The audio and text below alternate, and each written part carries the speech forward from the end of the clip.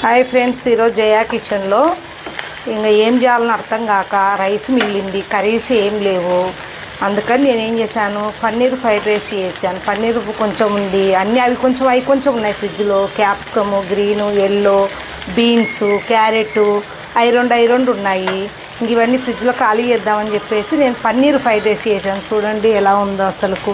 మిగిలిన కూరగాయలన్నీ వేసేసి చేశాను. గుమగుమలాడే పన్నీర్ ఫ్రైడ్ రైస్ రెడీ అయిపోయింది.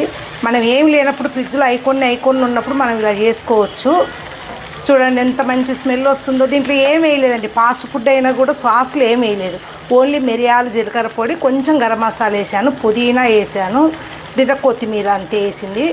చూడండి ఎంత బాగా కలర్ఫుల్గా ఉందో, మంచి స్మెల్ వస్తుంది. బయట వర్షం పడుతుంది, వేడివేడిగా ఈ పన్నీర్ ఫ్రైడ్ రైస్ తింటే చాలా బాగుంటుంది. ఇంకా కర్రీస్ అవసరం లేదు.